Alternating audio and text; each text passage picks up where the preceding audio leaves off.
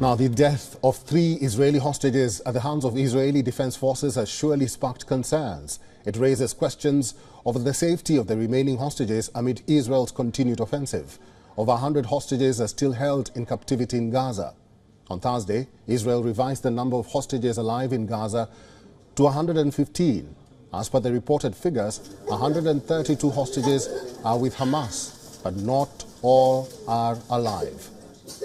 Hamas also holds the remains of 20 dead hostages.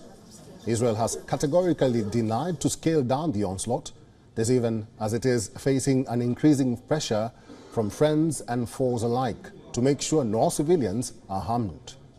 U.S. National Security Advisor Jake Sullivan wrapped up his West Asia tour on Friday after meeting with Israeli and Palestinian leaders.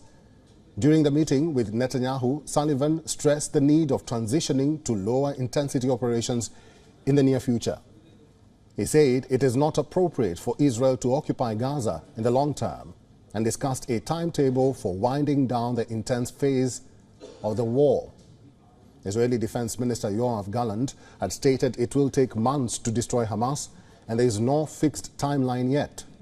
Sullivan also met Palestinian Authority President Mahmoud Abbas. Abbas told Sullivan that Gaza is an integral part of the state of Palestine and that separation or any attempt to isolate any part of it is unacceptable. Sullivan reiterated that two-state solution would ultimately lead to a long-lasting path, a prospect that Israeli officials have contended. Israel's next stages of the war are under the radar now more than ever.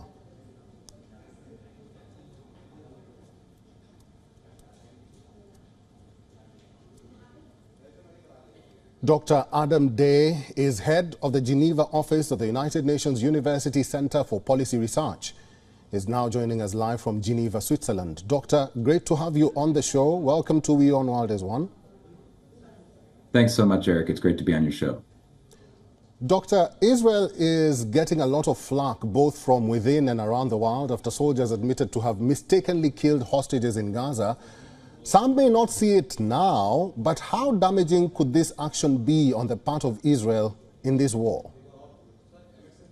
I think it's an incredibly important moment, Eric, and I think it points to the enormous pressure that's growing on Israel domestically and internationally and on the U.S. And it's one of many tragedies that are unfolding in Gaza, including the killing of 8,000 Palestinian children. And I think you see that language coming in President Biden's comments about indiscriminate bombing. You mentioned Jake Sullivan's trip, too. I think part of that trip was really about how to shift Israel's approach in this military operation. You hear about more precise ways of targeting Hamas leadership. You see this trying to push for a less intense version of this military operation. I think one of the challenges, though, is as the pressure grows on both Israel and the U.S. to shift gears, there isn't a clear next step where you see an alignment growing out of Jake Sullivan's trip to Israel in terms of timeline, in terms of intensity, or in terms of how they're going to respond to this pressure. Doctor, we'll talk about Jake Sullivan's visit in a short while, but this incident has raised doubts and even worries about hostage safety. Again, with the soldiers admitting that some may have escaped from captivity, how can the safety of the remaining hostages be ensured, if at all? Well, I think the very short answer is it can't. And as long as the hostages remain in custody, as long as this remains a hot conflict, I think there's no way to guarantee their safety. And that's one of the problems. The solution would be another pause. I know that there are negotiations happening behind the scenes to try to get that pause, which did succeed in mid-November in getting hostages released. I don't think there's a scenario where a military operation can free all of those hostages safely. I think all sides understand that. And so really the answer comes in some form of either a pause or a ceasefire. That's the best way to guarantee their safety. I don't think there are any other options right now in the short term. All right, let's talk about Jake Sullivan now, who is the U.S. National Security Advisor. He was in Israel and urged the government to lower the intensity of military campaign in Gaza. What do you read from his statement? Some say the U.S. could be giving hints that the issue of Palestine will stay. Is that the case?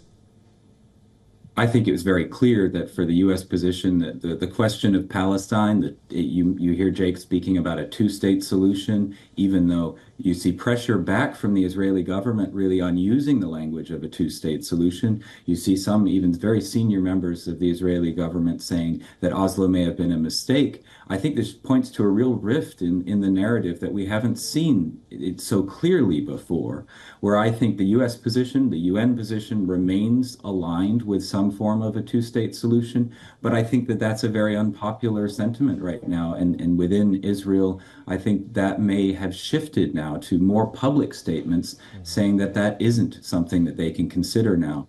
And it may be a short-term issue where you hear the president of Israel saying we need time to grieve and please don't use this language. In the short term, it may be that the two-state solution, the issue of Palestine, can come back onto the table. But right now, it's a very worrying moment where the narratives of the U.S. and Israel are quite different.